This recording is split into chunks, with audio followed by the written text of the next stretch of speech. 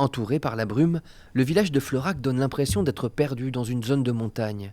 À mi-chemin entre Sarlat et Périgueux, cette commune de 320 habitants est pourtant celle à connaître la plus forte progression de sa population en Dordogne, plus 30% entre 2016 et 2022, avec de nouveaux habitants qui n'ont souvent aucun lien avec le Périgord. Bonjour, je vous en prie, entrez. Originaire de Normandie, Emeric, auto-entrepreneur dans le jardinage, est arrivé ici en 2018 avec sa famille, après quelques années dans le sud-est.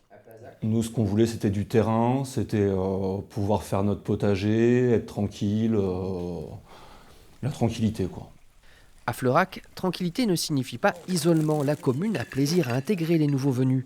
Emeric est ainsi devenu conseiller municipal. Pour fêter les bons chiffres de l'INSEE, le maire offre sa tournée de biscuits. Je fais connaissance aujourd'hui de nouveaux venus sur la commune, effectivement, avec un grand plaisir. Alors, on leur souhaite la bienvenue. Les 74 nouveaux habitants du village ne sont pas dus à un regain de la natalité locale, mais bien à l'attractivité de ce coin du Périgord noir. On essaie d'être sympa avec les gens et ça marche. Ce couple de Haute-Savoie, tout récemment arrivé, peut le confirmer.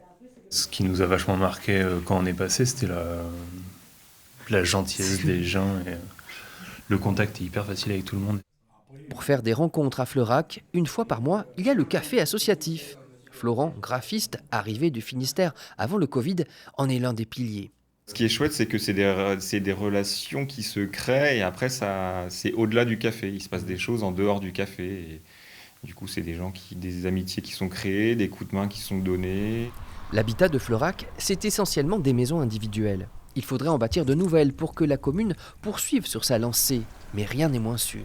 On a 50% de la superficie constructible qui a été supprimée, ce qui peut paraître aberrant puisqu'il y a une demande. C'est la conséquence de l'objectif zéro artificialisation nette porté par la loi Climat et Résilience votée en 2021.